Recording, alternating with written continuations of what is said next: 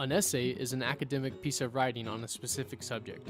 You'll be asked to write several essays as a student, so today we will talk about how to write an essay and the different types of essays.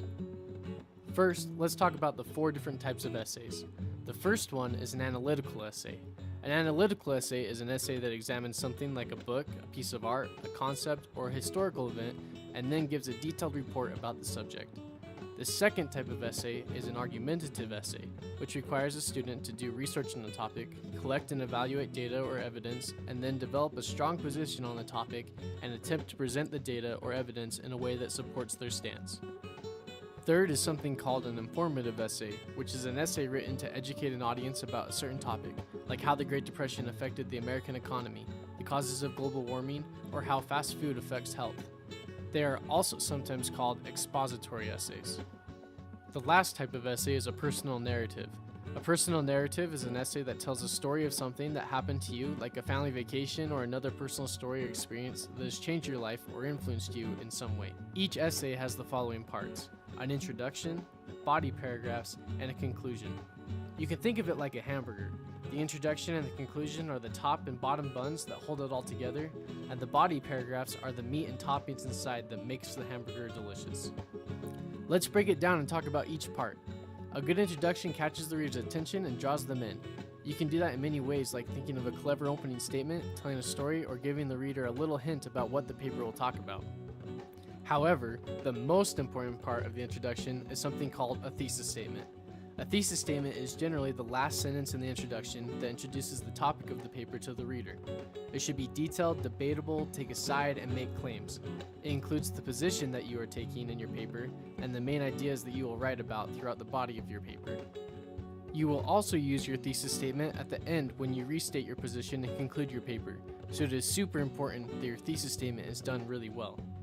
Even though your thesis statement is the last sentence of the introduction, it should be the first thing that you write in your essay. So if you are writing an argumentative essay and you have to write about how social media has affected the youth of today, your thesis statement might look something like this. Social media has affected youth in a negative way because it creates unrealistic expectations, inhibits social interaction, and is not always intellectually stimulating. Notice how it is detailed and debatable, it takes a side, and then lists 3 main claims to back up the side it is taking. Those 3 claims will be the 3 topics for your 3 body paragraphs. Once your thesis statement is written, you can start writing the rest of your introduction. Usually there are 3 body paragraphs, one for each of your 3 main ideas. Using your thesis as a guide, you will write 1 paragraph about each of your 3 main points. Remember the hamburger? Just like the meat and cheese and vegetables that make a hamburger, this is where you put all of the details into your paper that make it into a real essay. To do that, remember your 3 main ideas in your thesis statement. Each paragraph will mention the main idea, then list examples to back that idea up. So the first paragraph could look something like, social media creates unrealistic expectations in the following ways. Then you could list 2 to 3 different examples and go into details about each example. The second paragraph could say, social interaction is affected by social media because, then list 2 to 3 examples that back up that claim and write about each one. Paragraph 3 could say, in today's world, so many things online are not always intellectually stimulating. Social media doesn't always have accurate or informational material to create a learning environment. Then you could once again list 2 to 3 examples and write about each one. Use examples from your own life, historical events, or other pieces of evidence to back up the claims you make in your statements.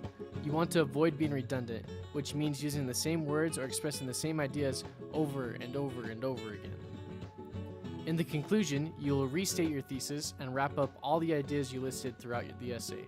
For example, in conclusion, social media is something that most teens deal with daily. While it can be argued that it has many benefits, I believe it affects youth negatively by creating unrealistic expectations, inhibiting social interaction, and is not always intellectually stimulating. Since social media will only continue to grow, youth need to be aware of the negative consequences and work to make their experience better, safer, and more positive. Before you are done, make sure to proofread your essay, make sure you have a strong thesis statement and all 5 parts of the essay. Also check for grammatical and spelling errors and be sure that you haven't plagiarized in your essay. Once you have done that, you are ready to submit it for a grade.